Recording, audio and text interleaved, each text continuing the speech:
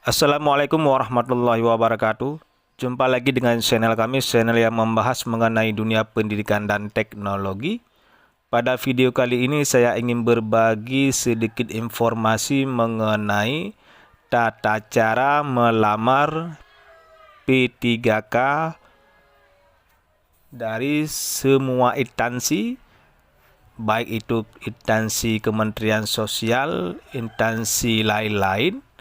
Sebenarnya aturan ini dibuat sama, tetapi pada video kali ini saya ingin berbagi informasi dan tutorial cara melamar P3K di Kementerian Sosial. Karena ini ada request dari teman-teman bagaimana sistem pemilihan formasi P3K di Kementerian Sosial dan diperuntukkan untuk siapa saja dan administrasinya apa saja yang harus dilampirkan. Baik, langsung saja ke pembahasannya. Sebelum kita mulai, bagi teman-teman yang baru menemukan channel ini, mohon dukungan untuk subscribe agar mendapatkan informasi-informasi terupdate lainnya.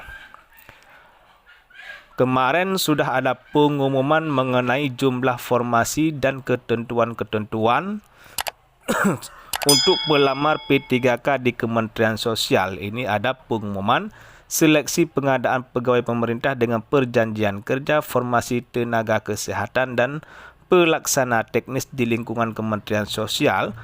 Kementerian Sosial P3K-nya ada dua jenis kategori. Yang pertama tenaga kesehatan dan kedua itu tenaga teknis.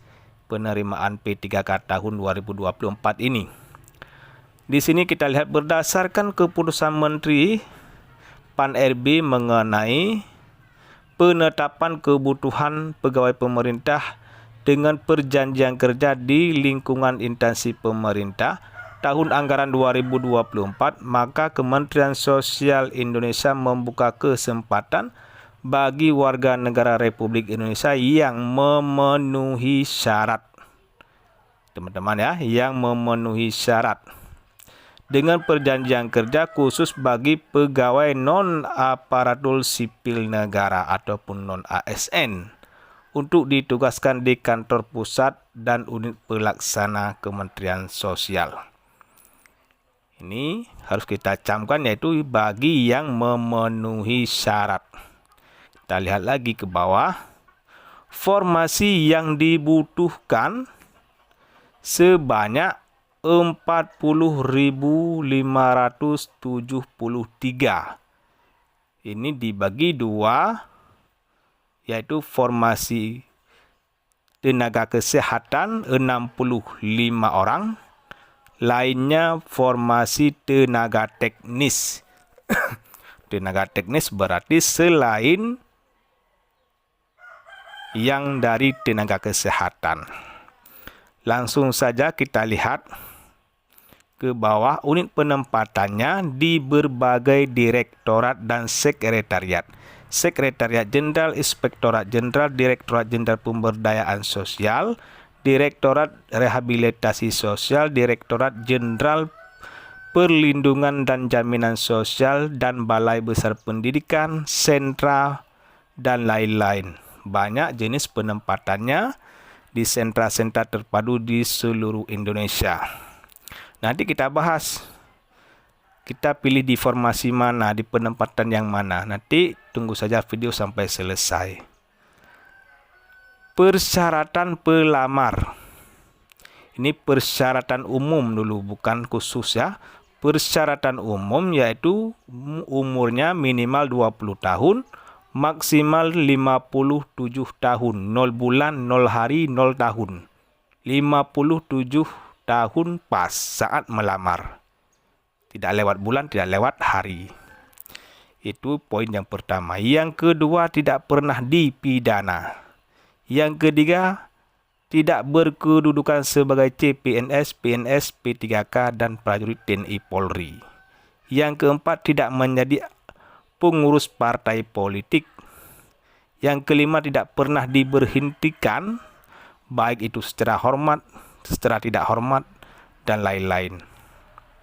Kita lihat lagi poin yang keenam, memiliki pendidikan sesuai dengan yang dipersyaratkan pada jabatan yang kita lamar. Memiliki pendidikan sesuai dengan persyaratan jabatan.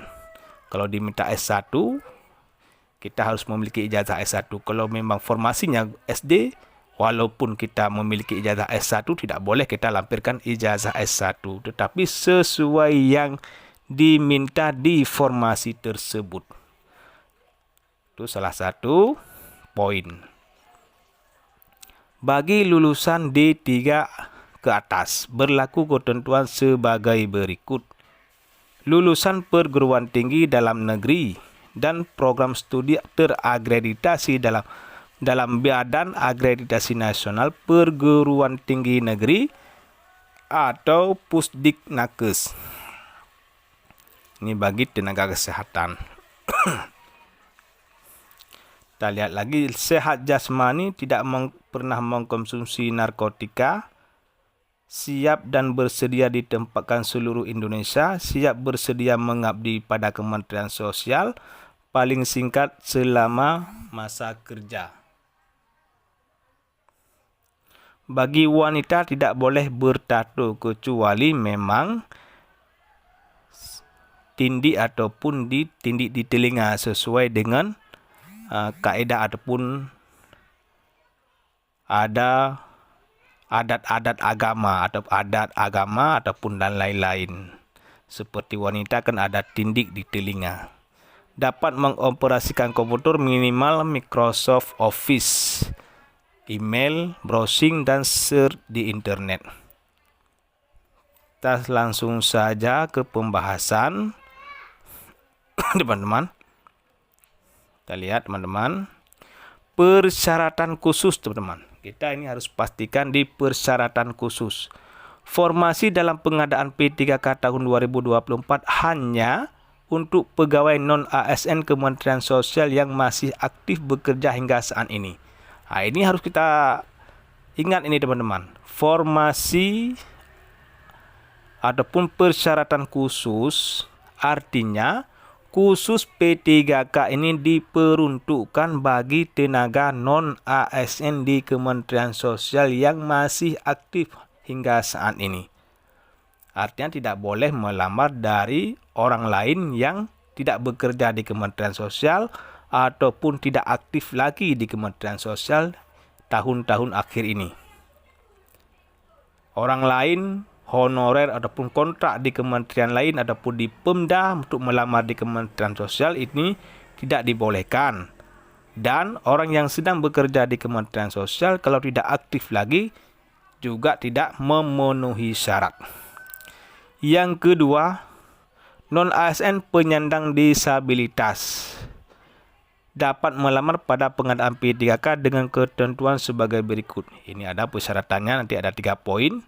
Mereka harus ada surat dari dokter yang bahwa mereka adalah disabilitas dan ada video memperagakan. Ini khusus formasi disabilitas. Yang nomor 3, non-ASN Kementerian Sosial sebagaimana pada angka 1 hanya diperbolehkan untuk melamar.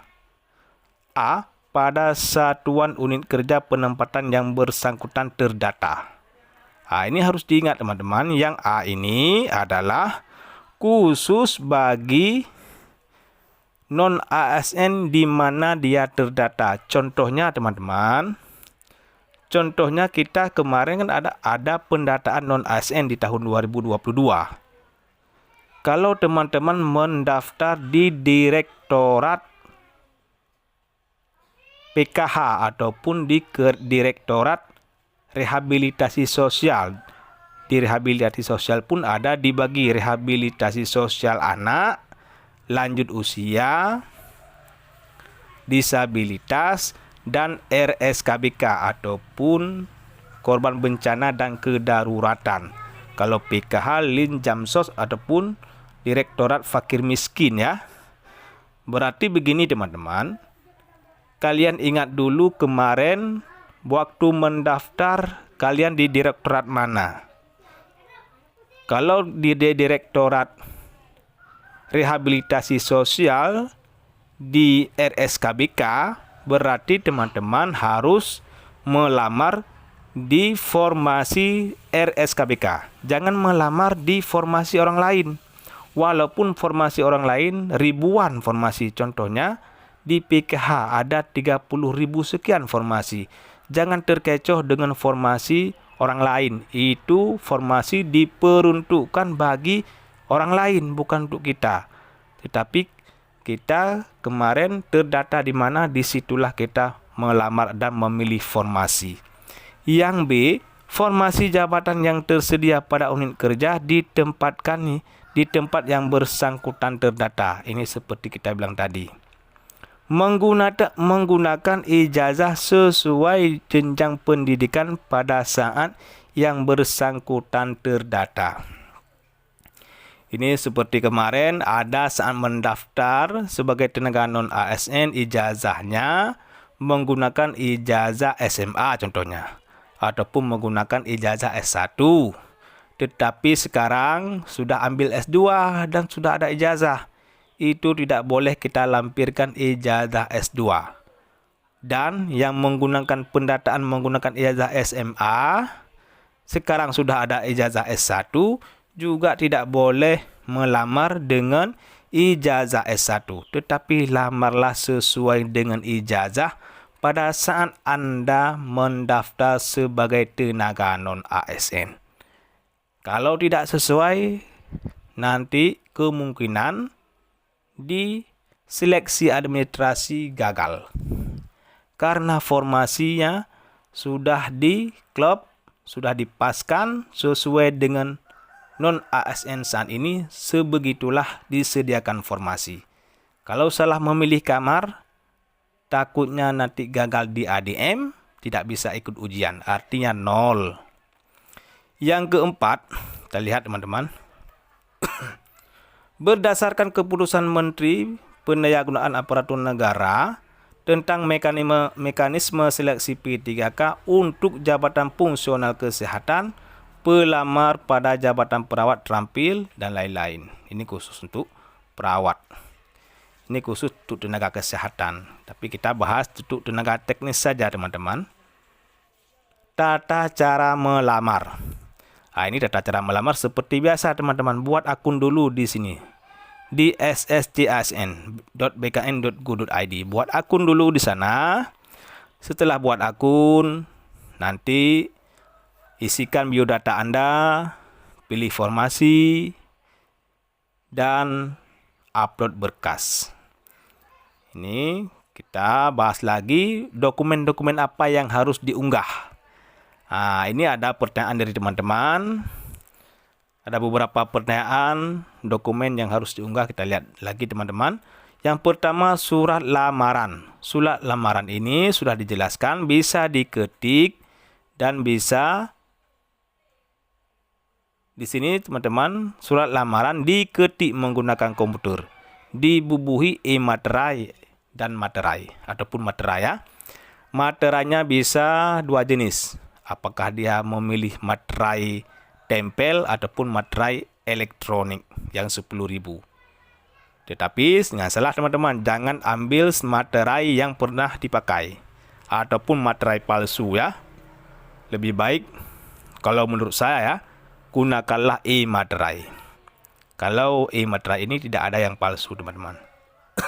Kita bisa cek keasliannya di situs Peruri kalau e-materai. Tetapi kalau materai tempel tidak bisa kita cek teman-teman. Dan ditandatangani format lamaran dengan lampiran 2. Nanti ada lampirannya ke bawah. Contoh surat lamaran. Yang kedua, kartu tanda elektronik ataupun surat keterangan pengganti KTP yang masih berlaku. Kadang-kadang KTP-nya sedang dicetak, ada surat keterangan dikasih oleh Dukcapil.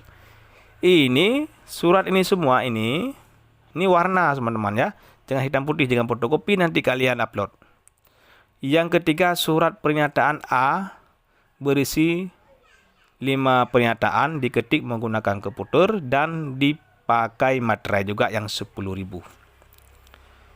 Yang nomor 4, surat pernyataan B berisi 10 pernyataan, diketik menggunakan komputer dan juga menggunakan materai. Kita lihat lagi teman-teman, nomor 5, pindai ijazah berwarna. Pindai berwarna ijazah asli sesuai kualifikasi pendidikan yang dipersyaratkan. Ini ijazahnya kita scan, berwarna teman-teman, jangan hitam putih, berwarna, artinya asli.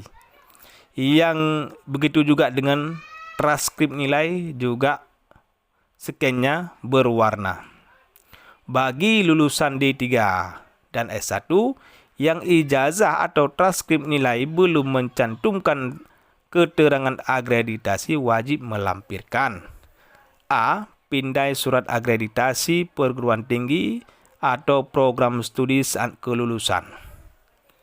Ya, harus melampirkan surat bukti terakreditasi, atau ini akreditasinya dua-dua teman-teman, akreditasi kampus dan akreditasi program studi Anda, atau cetakan tangkap layar ataupun screenshot lah bahasa lainnya di Direktorat Hasil Akreditasi Program Studi Badan Akreditasi Nasional Perguruan Tinggi BANPT. Nanti teman-teman kalau memang kadang-kadang kan universitas kita jauh dari tempat tinggal, jadi tidak mungkin kita pergi ke sana untuk ambil akreditasi. Tetapi teman-teman bisa langsung screenshot di situs ini, tapi teman-teman di http://banpt.or.id. Ataupun kalau memang teman-teman tidak bisa, nanti bisa lihat video sebelumnya. Sebelumnya sudah pernah saya bagikan video mengenai cara ambil hasil screenshot bukti akreditasi kampus. Yang keenam, transkrip nilai sesuai yang dipersyaratkan. Yang ketujuh teman-teman, pas foto digital berwarna merah menggunakan kemeja putih polos. Nah, ini harus dipastikan teman-teman. Jangan kita mencontohi di kementerian lain ataupun di instansi lain. Di instansi lain kadang-kadang tidak dipersyaratkan harus kemeja putih. Macam CPNS kemarin tidak ada dipersyaratkan kemeja putih. Tetapi mereka hanya mempersyaratkan pakaian yang sopan. Tetapi ini di Kemensos dipersyaratkan kemeja putih polos. Kalau wanita menggunakan jilbab warna hitam polos. 8. Surat keterangan pengalaman kerja minimal 2 tahun berturut-turut yang ditandatangani oleh kepala satuan ataupun unit kerja Anda. Ini surat ini nanti dikasih oleh instansi Anda. Di mana kita bekerja sekarang, nanti akan di-share surat pengalaman ini. Ditunggu saja. Ya, sekarang untuk upload yang ada dulu, macam ijazah, KTP, dan lain-lain. Nanti surat ini kalau sudah ada langsung upload. Yang 9, surat keterangan masih aktif hingga saat ini yang ditandatangani oleh kepala satuan ataupun unit kerja. Ini juga akan dibagikan nanti di-share di dalam grup masing-masing, baik grup PKH, Resos, dan lain-lain. Karena ini ada 40.000 sekian, dan kanun ASN Kemensos yang akan melamar. Nanti ini di-share semua. Pelamar mengunggah dokumen persyaratan dalam bentuk PDF dengan jenis formasi yang dilamar sesuai ketentuan bahwa dokumen adalah pindai berwarna, tidak hitam putih. Nah, ini dalam bentuk PDF tetapi tidak hitam putih. Ada juga yang berbentuk foto nanti teman-teman seperti KTP, ada yang bentuk foto. Nanti waktu upload lihat ya diminta dalam format apa, apakah foto, JPEG ataupun PDF. Pelamar yang mengirim dokumen tidak lengkap ini dinyatakan gugur teman-teman. Nanti kalau gugur di ADM jangan salahkan panitia karena tidak membaca ketentuan. Nah, ini pemilihan lokasi seleksi. Ini nanti teman-teman bisa memilih di mana Anda ingin ikut seleksi, di kantor pusat BKN mana ingin ikut seleksi. Pilihlah sesuai dengan yang dekat ataupun yang mudah dijangkau. Tidak mesti di wilayah kita tinggal saat ini, bebas ini memilih di mana. Orang kerja di Sumatera Utara bisa pilih lokasi ujiannya di Medan, di Jakarta ataupun di Aceh. Terserah mau pilih di mana. Bebas, ini tidak bermasalah. Kita langsung, ini jadwal seleksi yang tahap kedua. Nanti tahap kedua kita bahas lagi. Langsung kita lihat itu adalah formasi ya teman-teman. Nah, di sini formasi pengadaan pegawai pemerintah dengan perjanjian kerja di lingkungan Kementerian Sosial. Nah, seperti ini teman-teman. Kita lihat saja kita contohkan di mana teman-teman, kita lihat.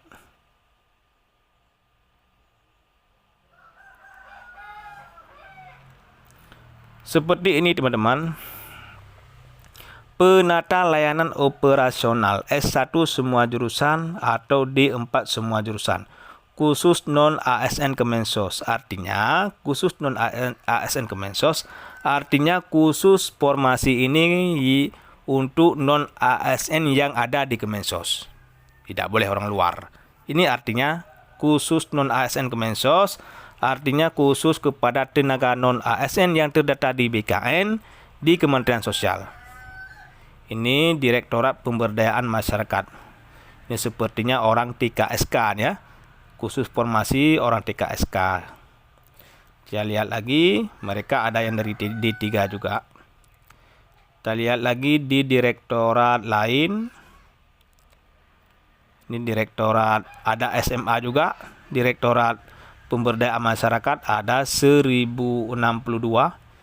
Kalau SMA dulu waktu mendaftar ya menggunakanlah ijazah SMA, ada yang SMP. Dan di sini teman-teman di Direktorat Rehabilitasi Sosial Anak seperti ini. Penata layanan operasional S1 semua jurusan, D3 semua jurusan khusus non-ASN Kemensos 576 formasi, Direktorat Rehabilitasi Sosial Anak. Nah, ini ada dari D3 mereka. Ini ada di lanjut usia 48, ada yang disabilitas 227 formasi.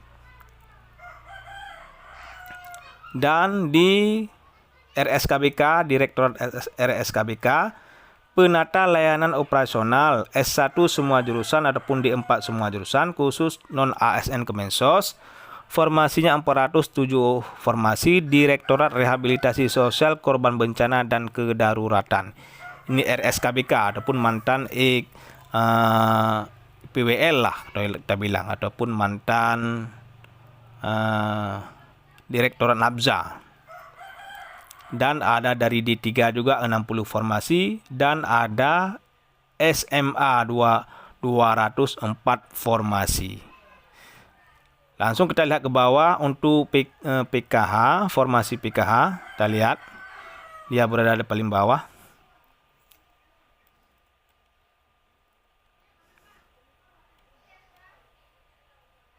Ini teman-teman.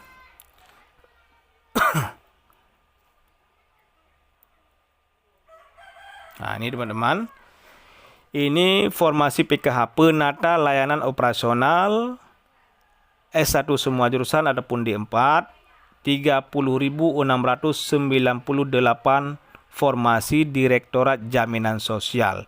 Ini yang SMA. Sedangkan yang D3 2.627 formasi juga di PKH khusus D3. 30.000 sekian, 2.000 sekian. Kita lihat. Ini yang khusus PKH.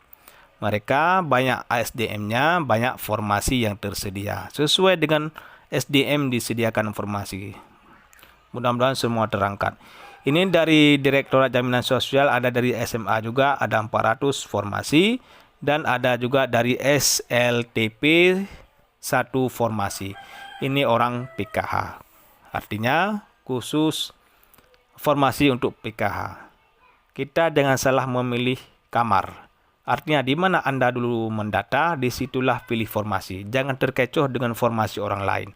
Biarlah orang formasi lain banyak, tetapi di formasi kita sedikit, itu memang sesuai SDM yang tersedia saat ini memang segitu.